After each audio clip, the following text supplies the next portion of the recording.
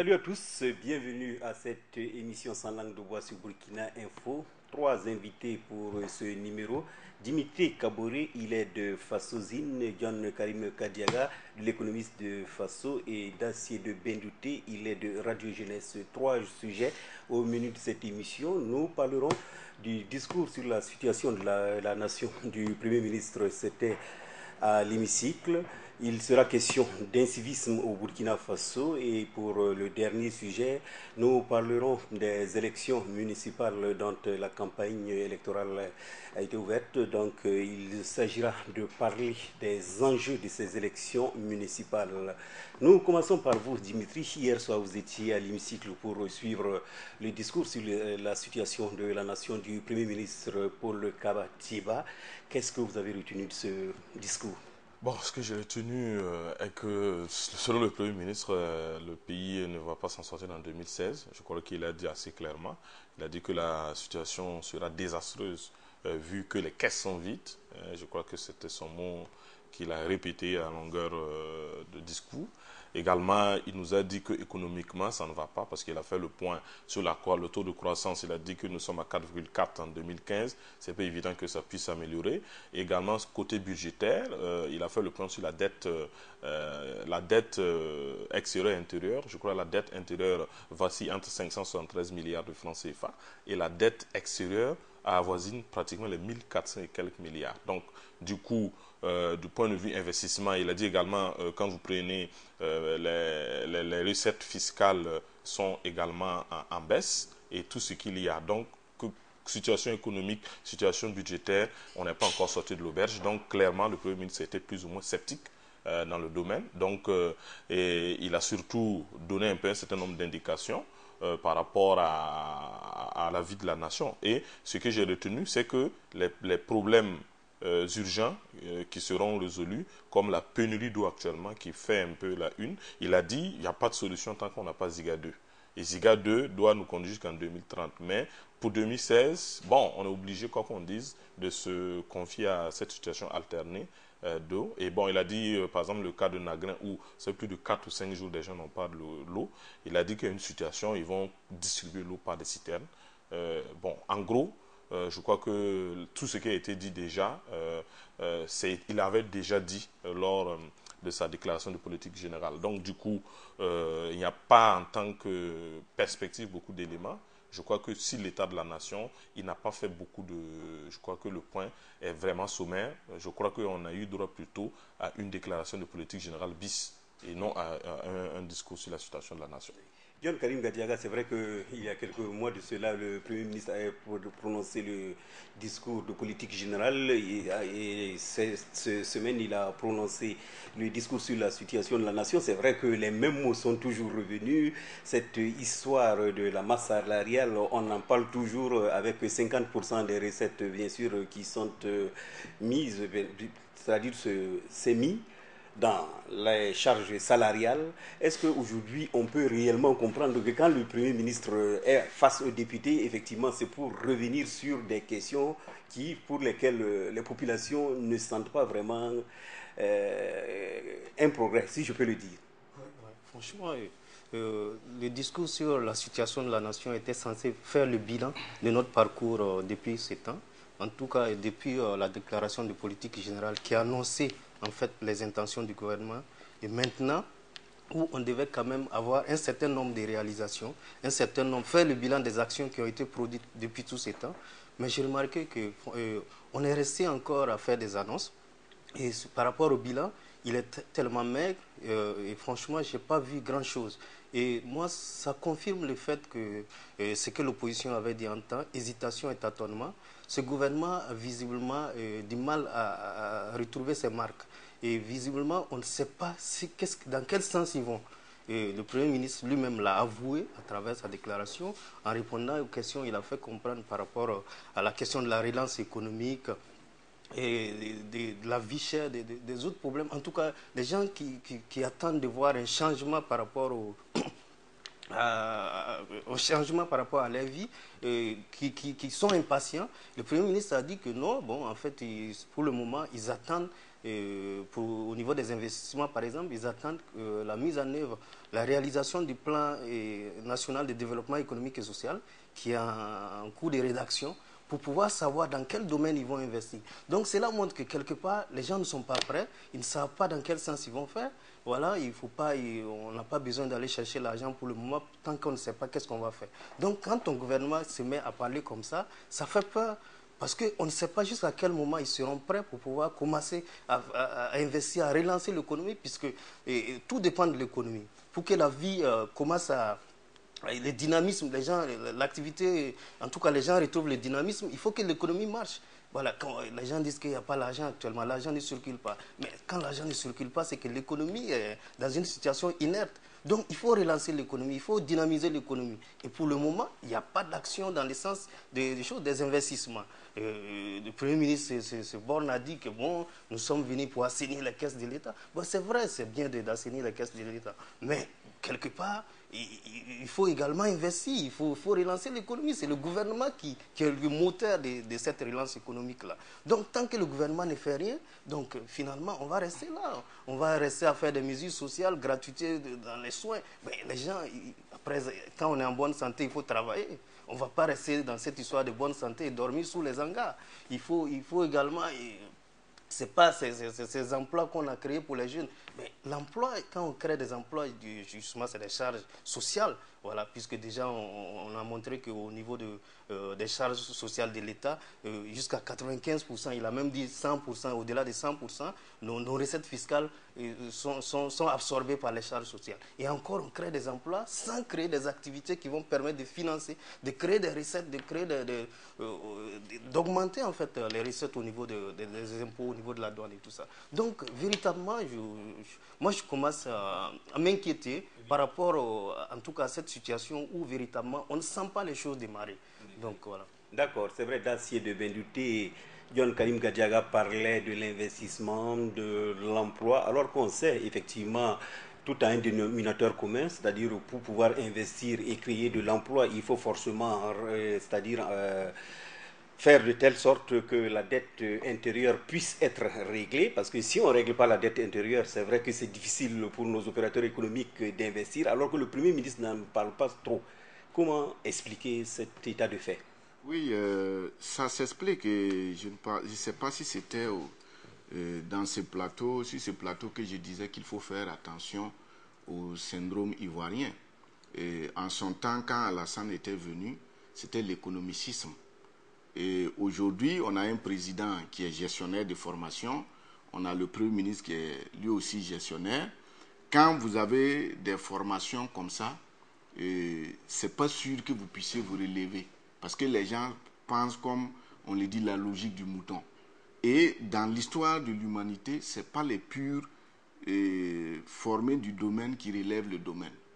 Et vous avez vu chez nous, quand on a été en crise économique, vous avez vu ce que l'intendant militaire, le général Temoko Margarango a fait. Jusqu'à preuve de contraire, jusqu'à l'heure où nous parlons, aucun économiste, aucun intellectuel burkinabé n'a pu donner à l'économie burkinabé plus que l'idée que Temoko avait amenée. Donc, pour vous dire que ce sont les hommes, ce sont les idées, ce sont les réflexions. Mais quand on regarde aujourd'hui sur l'échiquier national, on aime qui? Les politiques aiment qui? Ils n'aiment pas les intellectuels, ils n'aiment pas ceux qui ont les idées. Ils n'aiment pas aller prendre des gens qui vont prendre les idées pour que le pays avance. Eux-mêmes, c'est des pillards du pays. On parle des caisses de l'État qui sont vides. Jusqu'à présent, est-ce qu'on a retiré l'argent que les gens ont volé? Tout le monde sait que les gens ont pillé l'État. Il faut retirer cet argent. Ça, c'est sans condition. Ceux qui ont pillé, ceux qui ont géré le pays. Ceux qui ont géré le pays, il faut retirer l'argent. Il y a des biens qu'il faut retirer. Tous les régimes qui se sont succédés avant Blaise Compaoré, des ministres, des gens ont vu les biens qu'on a retirés, même des présidents. Après justification, on les a remis. Et tout cela est dû à quoi? C'est la malgouvernance. Donc aujourd'hui, la situation dans laquelle nous sommes, il faut que nous réfléchissions plus que de partir sur des bases économicistes qui n'apporteront rien. Je vous donne un exemple. Il a parlé de charges salariales. Vous pensez qu'un État normal qui veut avancer peut prendre des milliards pour payer des fonctionnaires et il ne met pas l'argent pour qu'eux-mêmes ils puissent faire leur travail? Vous prenez la recherche scientifique. L'État paie des chercheurs, mais l'État ne donne pas les moyens pour que les chercheurs puissent faire leurs recherches. Les chercheurs sont là. Qu'est-ce que l'État fait des résultats de leurs travaux? Vous prenez aujourd'hui, on dit qu'il faut que l'économie avance. On a tous étudié l'Europe. L'Europe n'a pas avancé comme on veut qu'on avance aujourd'hui. Ce qu'on nous dit là, on nous flatte. Quand vous prenez aujourd'hui la jeunesse burkinabé, tu vas t'asseoir, tu vois un jeune qui vend des clés, qui vend des lotus. Mais cette force qu'il a là, il devait être dans une usine, il devait être dans une rizière, il devait être dans un milieu où il travaille. Plus que ce qu'il ne donne. Mais si on vend les clés, les pièces détachées venues de l'Asie, c'est l'économie de qui on fait avancer? C'est l'économie de l'Asie. Et eux-mêmes, quand ils disent qu'il faut qu'on relance l'économie, mais ils n'ont qu'à prendre les idées du parent. Bado a dit que notre pays, là, c'est l'agriculture qui doit être vraiment comment on appelle, la locomotive. Et effectivement, si vous développez l'agriculture, dans l'agriculture, les gens, on va créer en même temps des unités de transformation. Dans l'agriculture, il y a l'élevage. Le lait, là, on peut produire du lait. On a combien de vaches? Prenez actuellement, si c'est un gouvernement même qui veut relancer l'économie, prenez la société Tanalyse, qui est partie même jusqu'au béton. Mais notre cuir, là, ça va comme ça. Jusqu'à présent, personne n'en parle. Est-ce que le cuir des bœufs, les bœufs burkinabés, là, où on vend les cuirs depuis plus d'1 an, mais c'est de l'économie. On perd beaucoup. Vous prenez aujourd'hui, dans le domaine même, comment on appelle, dans le domaine des investissements, depuis 2011, des opérateurs économiques ont perdu quelque chose. Après, il y a eu d'autres événements, même les événements de 30 et 31. On n'a pas fait le bilan. Le Premier ministre est parti, il n'y a aucun document officiel pour dire le bilan de l'insurrection, voici ce qu'on a perdu. Vous prenez la transition, ils n'ont pas fait de bilan. On a fini les élections, on n'a même pas fait une réunion nationale pour dire comment il faut faire. On finit, le président est venu, il n'a pas pris rendez-vous avec son peuple. Le Premier ministre qui ne connaît même pas le Burkina n'est même pas sorti. Il est assis, il tourne dans les bureaux. Mais le président aussi, il est là, assis, il tourne, il ne sort pas. Mais comment vous allez relancer le pays si vous avez l'esprit traditionnel du pouvoir? Vous ne voulez pas aller rencontrer le peuple, leur dire voici nos problèmes, voici comment on veut que vous nous aidez à relancer le pays. Le coton, les questions, les usines de dégrenage. Mais si on avait des usines de transformation, ça aide le paysan, c'est la richesse par la base. Vous prenez des crédits, il faut dédommager les opérateurs économiques qui ont perdu quelque chose et il faut relancer l'économie. L'enseignement, il faut aller investir parce que c'est là-bas la formation des ressources humaines. Mais si vous vous asseyez comme ça, la transition, aucun bilan sur la situation du pays.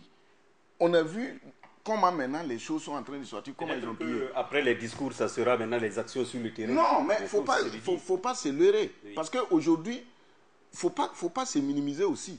Nous, on a trop fait de propositions. Oui. Les hommes politiques burkinabés, ils ne savent pas c'est quoi la politique. Ils pensent que les idées doivent forcément venir d'eux pour que le pays avance. Okay. Pourquoi je cite toujours Laurent Gbagbo? Ces idées que le parent a développées là, qu'on le veuille ou pas, moi je suis un patriote, je suis un panafricaniste. Qu'on le veuille ou pas, si on veut avancer, prenons les idées de quelqu'un d'autre pour avancer. Peut-être que le peuple ne partage pas encore ces idées, d'autant plus que Laurent Gbagbo, à travers son parti politique qui était candidat à la présidentielle passée, n'a pas été effectivement adoubé par le peuple, si je peux le dire. Oui, mais c'est les idées qu'on veut. Oui, c'est les idées pour construire le pays. Donc à ceux qui gagnent le pouvoir, à travers d'autres idées, qu'ils prennent les idées de Laurent Gbagbo. Non, pas Laurent Gbagbo seulement. Oui. Même si on estime que Lido peut nous apporter une idée, c'est ce que les Américains font.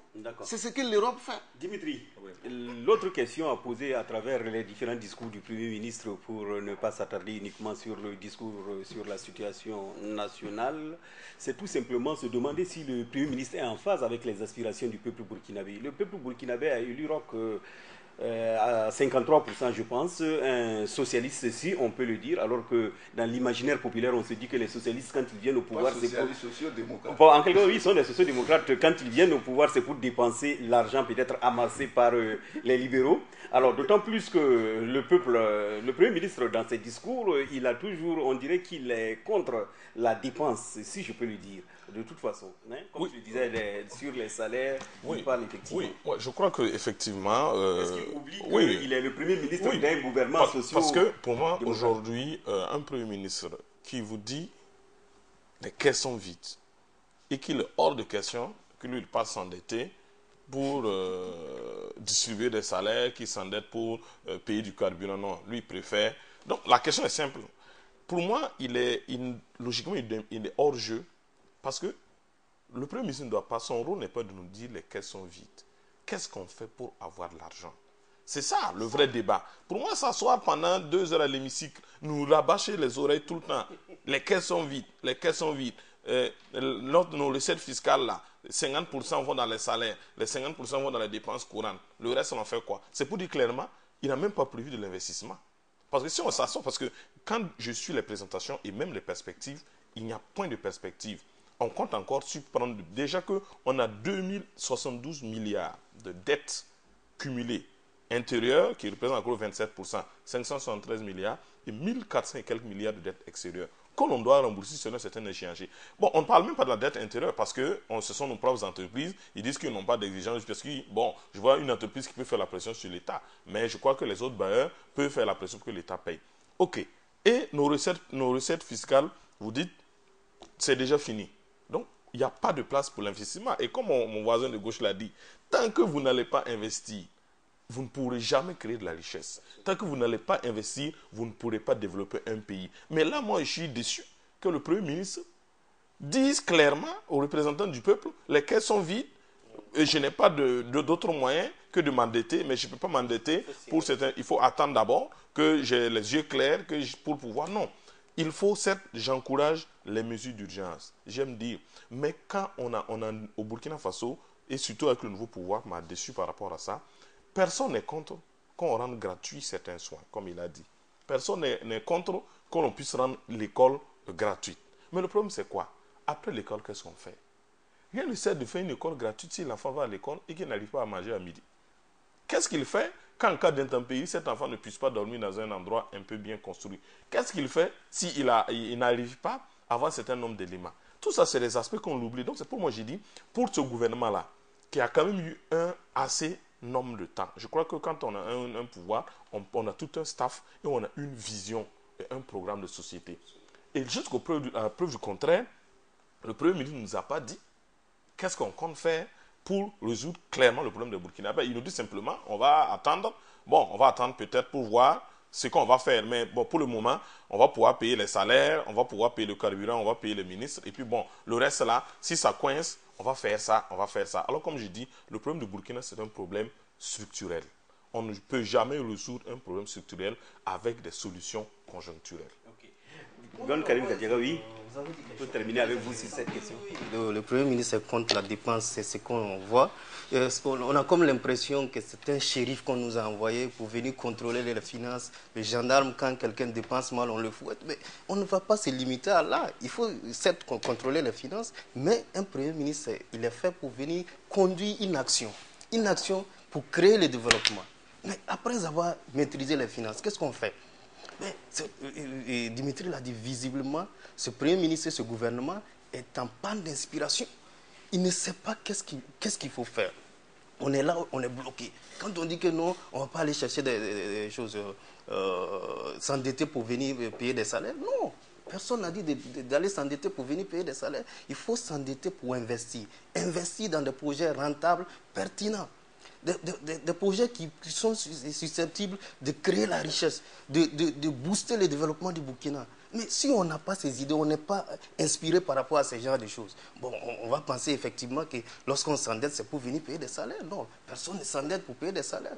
Mais moi, je suis admiratif de l'exemple de la Côte d'Ivoire actuellement. La Côte d'Ivoire s'est endettée.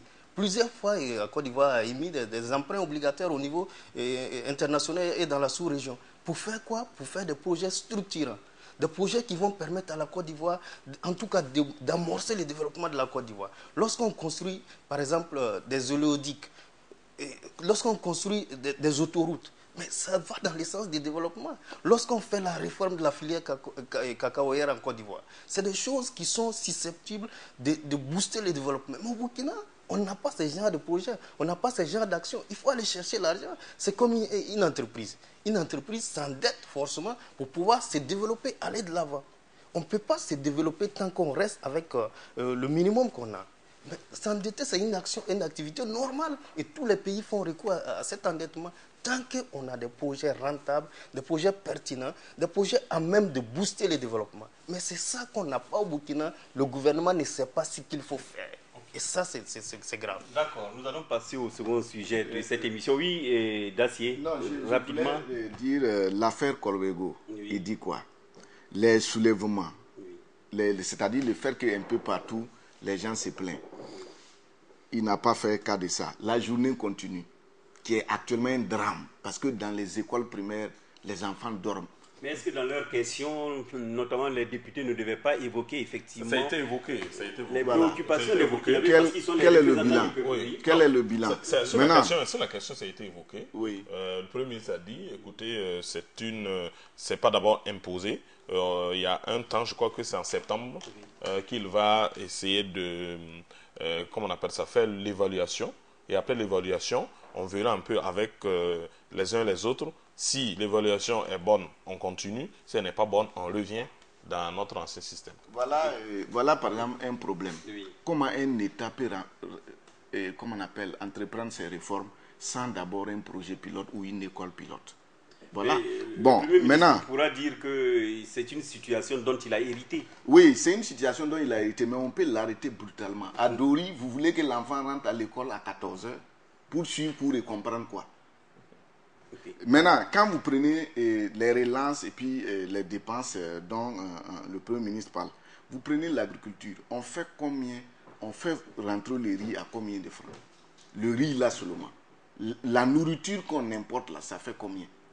En une seule année, je dis bien en une seule année, Oui. le Burkina peut cultiver et relancer l'autosuffisance alimentaire. Je dis bien en une seule année. Et aucun ingénieur ne peut démontrer le contraire. L'armée par elle seule peut prendre toute une plaine. La vallée du Cou, l'armée par exemple peut prendre et on va produire. Et si on produit, l'argent qu'on allait prendre pour faire venir la nourriture de l'extérieur, on peut créer des unités de transformation.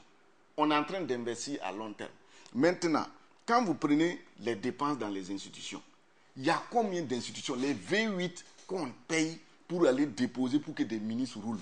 Les étudiants n'ont pas de bourse. Les enseignants ne sont pas bien payés.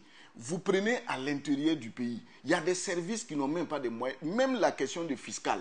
Est-ce que la douane, les impôts, les trésors ont le matériel nécessaire pour pouvoir faire de sorties de terrain? Oui, mais Prenez... ce sont des questions spécifiques pour lesquelles peut-être à travers non, c'est dans l'analyse globale. les différents ministères et autres choses, cette information remonte au niveau peut-être du Premier ministre. Oui, mais oui. Vous prenez la Caisse nationale de sécurité sociale, elle ne fait pas de sorties de terrain. Elle attend qu'on vienne déclarer. Voilà comment on peut booster les investissements. Si la Caisse nationale fait des sorties dans les entreprises pour contrôler, pour sanctionner, l'argent peut rentrer et cet argent-là, on peut emprunter ça pour aller investir dans d'autres domaines. C'est comme ça qu'on gère les choses publiques, à mon avis. J'espère que les intellectuels aussi pourront jouer leur rôle parce qu'il ne s'agira pas de critiquer l'action gouvernementale, mais de donner des propositions au gouvernement, si je peux le dire. J'ai pris l'exemple, les intellectuels jouent leur rôle. Oui. Les intellectuels jouent leur rôle. C'est le gouvernement qui n'écoute pas les intellectuels. J'ai pris le cas d'Alassane au tout début quand je disais que l'économisme. Quand il est venu comme Premier ministre, il avait envoyé la carte de séjour. Mais comme ils ont vu l'aspect économique, ils n'ont pas vu l'aspect social, culturel. Voilà où la carte de séjour a conduit les Ivoiriens dans l'ivoirité. Aujourd'hui, par exemple, les intellectuels jouent pleinement leur rôle. Mais les politiques ne tiennent pas compte des intellectuels. Et les intellectuels, là, les politiques pensent que non, il faut être du parti au pouvoir pour pouvoir utiliser les intellectuels. D'accord, Dacier. Tout le monde est à la disposition. Même Lido, même si tu n'es pas du MPP, tu es un Burkinabé, un humain, tu peux travailler pour le MPP qui va travailler pour le pays. C'est comme ça, il faut voir les choses. Ok, nous passons donc au second sujet. C'est vrai qu'il a été évoqué par le Premier ministre, c'est la question d'incivisme au Burkina Faso qui prend effectivement une certaine ampleur. Presque tous les jours on parle d'incivisme. Actuellement, ce sont les gendarmeries qui sont attaquées, si je peux le dire, parce qu'aller brûler un car dans une gendarmerie ou bien aller s'attaquer au domicile des gendarmes, mais finalement on se demande où va le Burkina dans cette situation d'incivisme généralisé. Oui, moi je crois que si on ne fait pas attention, on ira tout droit en enfer. Hein. Je ne mâche pas mes mots parce que l'affaire devient très sérieuse. Mais bon, de toutes les façons, je ne condamne pas a priori toutes ces actions. Mais je crois que, apparemment, on s'amuse avec le problème. On banalise le problème. Mais pourtant, ça explique quand même un malaise profond. Hein, c'est un très grand malaise. Le problème, c'est simple. Un, au Burkina, quand je prenais l'histoire, quand on est arrivé, avec le régime déchu de Blaise Compaoré, on avait habitué les gens. On peut revendiquer, mais tant qu'on ne cogne pas, on n'est pas entendu. Donc, c'est resté dans les annales. Et surtout avec l'insurrection populaire, où on a plus ou moins toléré de la folie incendiaire. Et quand tu évoques les cars brûlés, il y a des manifestants qui l'ont dit. Bon, si nous, on a brûlé l'Assemblée nationale, ce n'est pas un cas d'une société de transport qu'on ne va pas brûler. Et ça, c'est vraiment très banal. C'est nous, on a fait l'insurrection. C'est nous, on a chassé Blaise. Donc, les gens se sont donné un laissez-passer pour tout détruire. Donc, moins de choses, c'est la folie incendiaire. Moins de choses, on brûle. Moins de choses, on brûle. Maintenant, le problème est que je crois qu'il faut s'asseoir et chercher à comprendre qu'est-ce qui conduit à ça. Parce que les différents acteurs, personne en réalité n'a changé son comportement. Donc, les populations ont toujours ce réflexe de bander les muscles pour obtenir leur fin. Aujourd'hui, prenez les différentes chaînes. Prenez dans les institutions, rien n'a changé. Tous ceux qui sont à l'échelle supérieure de la société ne considèrent pas ceux qui sont dans l'échelle du bas. Je prends un exemple banal que peut-être mes amis militaires ne vont pas aimer. Aujourd'hui, à Montréal, pourquoi on appelle les militaires Naba? Voilà, c'est ça le problème. Et aujourd'hui, moi, je trouve que c'est assez scandaleux qu'on autorise toujours des militaires, des bérouges de surcroît, à s'asseoir dans les maquis avec la tenue militaire. Ils sont un peu partout. Donc, les gens d'abord ont peur d'eux. Et du coup, ça crée que si on attend que la gendarmerie a fait ci, ou la police a fait ça, automatiquement, les gens sont contre. Ils se disent, bon voilà, ils disent qu'ils sont des gens à part, et moins de choses, et tout ce qu'il y a, on casse et on brûle. Donc, pour moi, tout ce qu'il y a est que chacun doit jouer son rôle. Commencez toujours par l'échelle. Moi, je me dis que le poisson pourrit toujours par la tête, et ça, c'est vrai.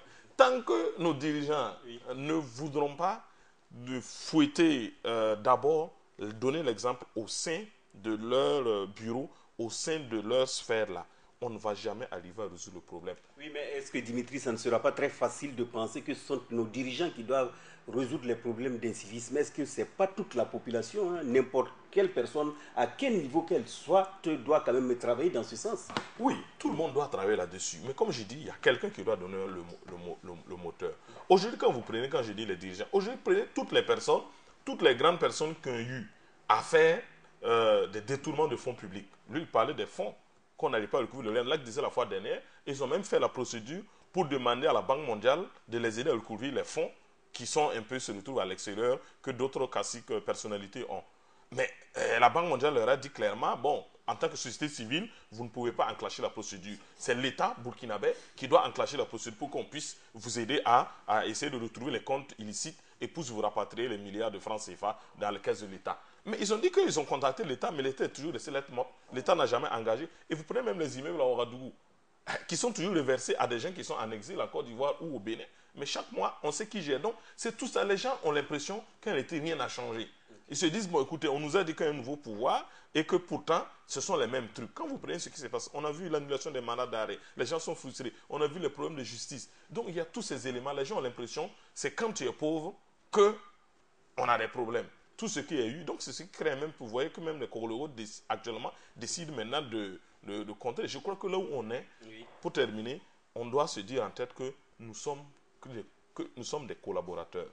Tant qu'on ne va pas se mettre en tête que le proviseur d'un lycée et puis son élève sont des collaborateurs et vouloir fonctionner avec cette échelle-là, je suis l'enseignant de mathématiques, lui c'est un élève, j'ai le droit de faire tout ce qu'il veut. Naturellement, la frustration, quand elle s'élève, on se dit, écoutez, l'instruction est passée par là. Bon, écoutez, on peut brûler la voiture d'un proviseur. Hein. Si on a pu brûler la voiture, par exemple, de François Compaoré, bon, je crois que ce n'est pas la voiture d'un proviseur. Ce que les gens se disent, oui, c'est facile. Alors, John Gadiaga, c'est vrai, sous l'Ancien Régime, celui de Blaise Compaoré, on avait l'habitude de ces incendies sur les sites miniers ou bien des personnes qui faisaient des accidents, on incendiait leurs véhicules. Mais après, avec l'insurrection, c'est vrai que quelqu'un l'a dit, incendier ou brûler est devenu quelque chose de banal. Et ce qui est quand même terrible, c'est de savoir que des gendarmeries sont attaquées, alors qu'on savait que la gendarmerie, quand même, c'est une force qui était très crainte par les populations. Aujourd'hui, ce n'est plus un problème pour les populations d'aller dans des gendarmeries et incendier des véhicules. Qu'est-ce qui a amené ces réactions? Il y a eu mort d'hommes. Et dans tous les cas, lorsqu'il y a mort d'homme, c'est regrettable. Donc, effectivement, il faut regretter, en tout cas, nous sommes solidaires à la souffrance de la population qui, en tout cas, a eu cette réaction après les morts d'hommes.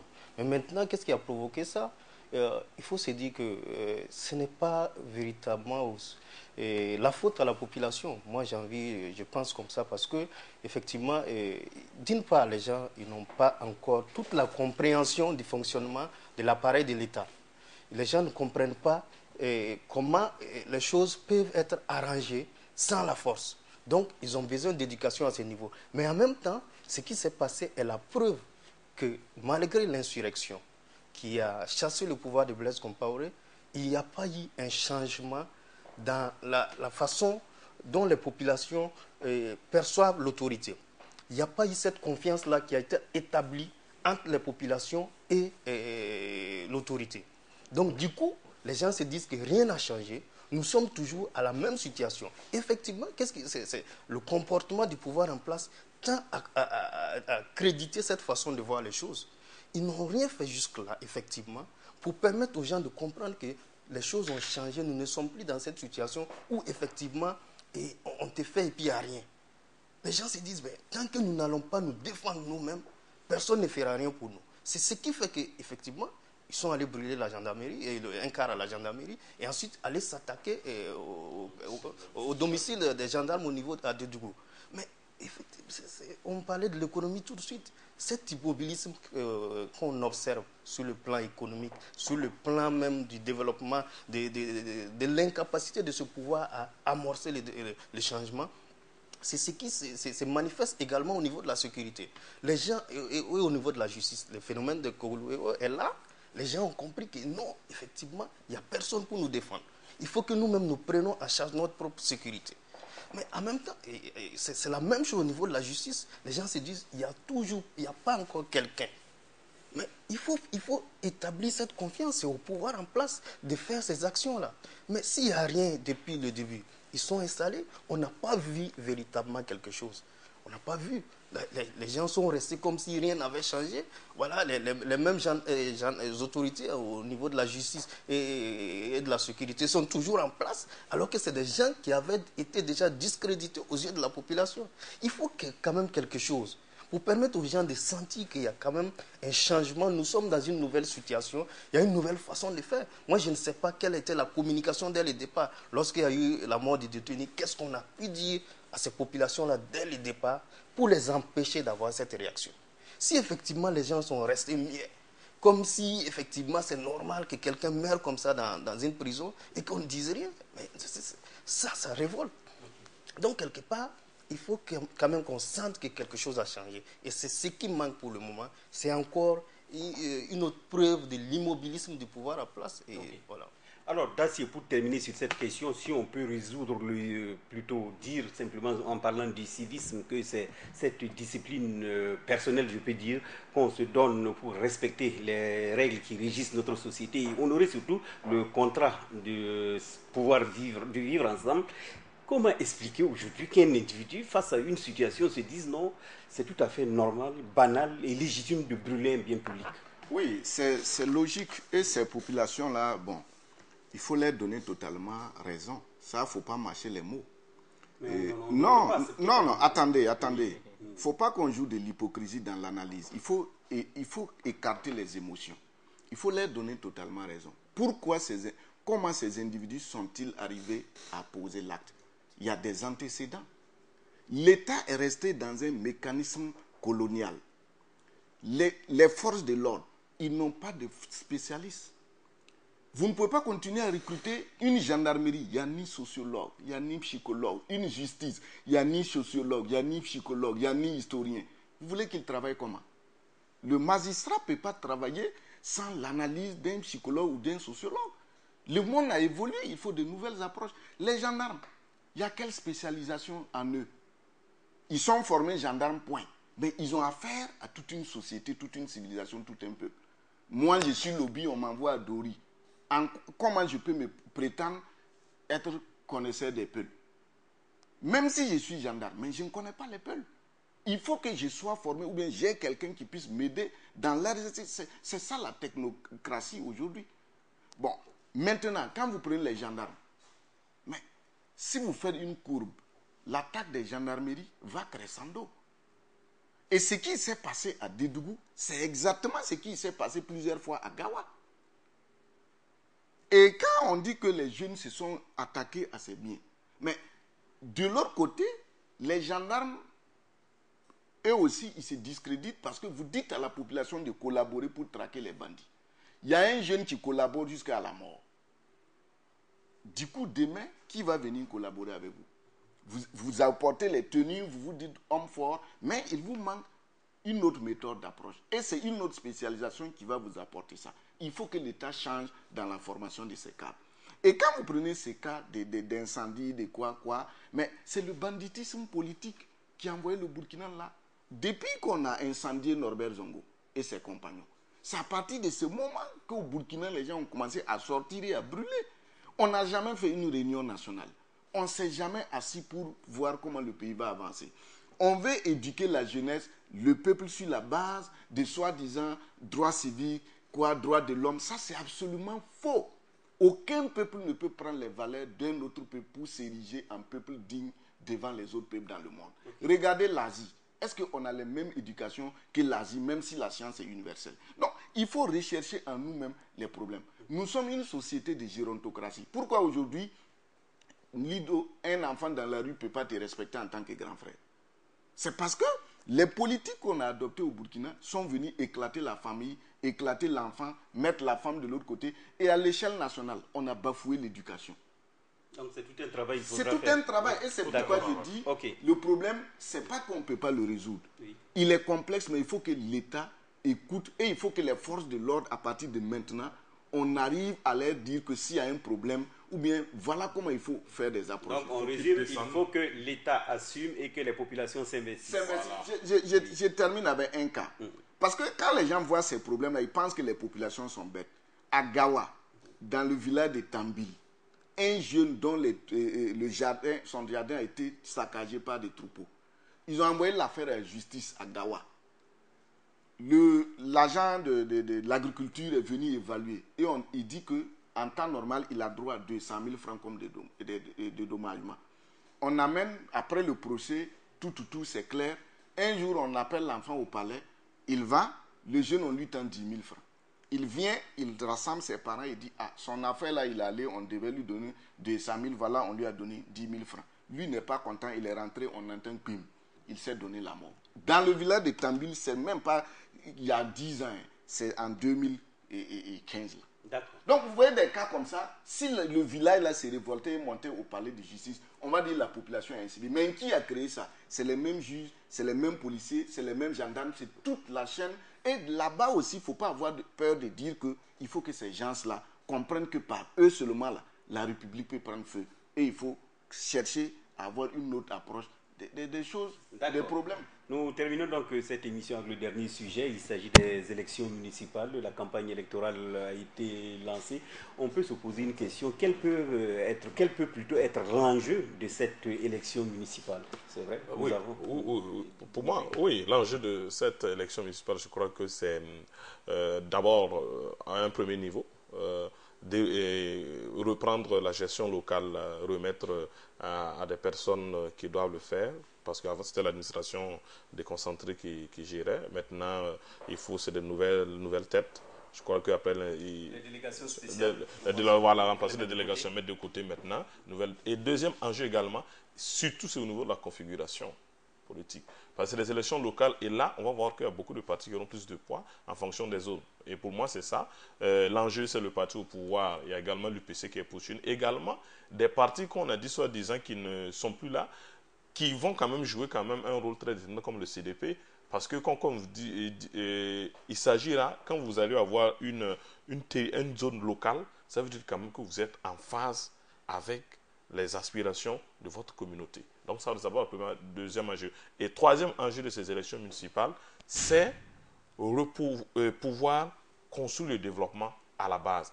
Parce que depuis qu'on a vu, on a dit un peu, on a vu un Premier ministre et l'exécutif complètement qui n'arrive pas à sortir la tête de l'eau. Maintenant, il s'agira maintenant pour les maires et les conseillers municipaux qui vont sortir de ces élections de pouvoir montrer aux populations qu'au niveau local, en tant que maire d'arrondissement ou en tant que maire de commune rurale, je peux de concert avec ma communauté essayer de trouver des moyens pour faire impulser le développement à la base. Pour peut-être que ces élections municipales-là, il faut que les conseillers sachent qu'ils peuvent renverser la tendance en montrant à l'exécutif central que le développement à la base doit être possible. Donc, il ne faut plus qu'on ait des maires qui vont avoir des bureaucraties, qui seront toujours dans la mairie à signer des papiers et à faire des missions pour aller faire des jumelages. Non, il faut qu'on ait des maires de proximité qui puissent d'abord impulser le développement local en attendant peut-être que l'État, quand on va se démêler avec ses caisses vides, puisse pouvoir...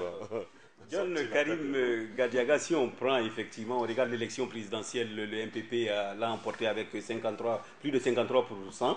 On regarde les législatives, on voit à travers les suffrages exprimés que le MPP est venu premier, suivi de l'UPC, troisième CDP. Est-ce qu'on peut encore s'attendre à cette configuration pour les municipales? Effectivement, ce sera l'un des enjeux. Comment effectivement il y aura une revanche d'une part ou bien confirmation d'autre part. En tout cas, il y a trois parties qui se dégagent de façon claire et c'est véritablement avec ces trois parties-là qu'on devrait voir comment désormais sera faite la configuration, en tout cas, du paysage politique, en tout cas sur la base de ces municipales. Et puis l'autre aussi, c'est aussi au niveau institutionnel, le rétablissement des conseillers municipaux dont la suppression avait bloqué un certain nombre d'activités, et notamment l'activité liée au foncier. Et en tout cas, il y a eu beaucoup d'autres situations qui ont été bloquées du fait de l'absence de ces conseillers municipaux-là. Donc on va avoir à nouveau les maires qui vont en tout cas venir dans une nouvelle situation, dans un Burkina post-insurrectionnel. Et on attend de voir désormais comment cette gestion de proximité-là, est-ce que les gens véritablement, à qui les gens vont confier en tout cas la gestion de leur cité, et si véritablement ce sont des gens qui pourront être à la hauteur, en tout cas des enjeux du moment qui sont véritablement un changement, le plus rien ne sera comme avant. Parce qu'on le sait, au niveau des conseils des municipalités, la gestion avait été en tout cas décriée jusqu'à un certain moment. Et la preuve d'ailleurs, beaucoup de maires après l'insurrection sont allés en prison. Donc on doit être capable de pouvoir envoyer de nouvelles personnes qui nous débarrassent en fait de tous ces problèmes qu'on a connus par le passé. Donc c'est en quelque sorte à ce niveau qu'on attend surtout de voir qu'est-ce qui va se passer. Okay. D'Assier de Bendouté, c'est vrai que nous avons des communes à statut particulier comme Ouagadougou et Bobo-Dioulasso. On essaye de voir quels seront les futurs maires de ces deux grandes communes. Ça, c'est très important. Il y a une mairie comme celle de Dori. C'est vrai que Dori s'identifie à Arba Diallo. C'est vrai que son fils sera sûrement candidat. Alors, vous, en tant que journaliste, qu'est-ce que vous attendez effectivement? Bon, ce que j'attends, c'est que ça sera bien partagé. Parce que les CDP, si on dégèle certains comptes, les CDP, en tout cas, il ne faut pas oublier que les CDP demeurent une force politique. Donc, CDP, l'UPC, MPP, les autres, l'UNIR, MS, le Parent, NAFA, tous ces partis-là, en tout cas, je pense que la répartition sera bien faite. Et il faudra tenir compte aussi des alliances. Des alliances, oui, voilà. Et s'il n'y a pas de fraude, et je pense que, en tout cas, ça sera une bonne répartition, ça sera serré. Maintenant, si c'est en matière de développement, il ne faut même pas se leurrer, s'attendre à quelque chose. Si par le haut, on dit déjà que les caisses sont vides, on sait que les mairies, les gens ne viennent pas avec un programme, des bons programmes. On a vu, c'est l'immobilier. Chacun vient, il commence à chercher les financements. Ils vont chercher quel financement avec quel projet. Parce que les gens pensent qu'on va se développer. Voilà. Ils sont pris par le temps, il reste quelques secondes. Voilà, si on ne passe pas par des actions révolutionnaires en mobilisant les populations. Donc, c'est l'autre problème qu'il y a dans les municipales, c'est qu'il n'y a pas eu de rapport qui fait état des lieux sur qui est passé. Donc, on va revenir tomber sur les mêmes travers. Il ne faut pas s'attendre à grand chose, mais ce qui est sûr, les élections, il y aura une bonne répartition. Ok, nous sommes donc au terme de cette émission Sans langue de bois sur Burkina Info avec mes trois invités. On se donne rendez-vous pour la semaine prochaine avec un autre numéro.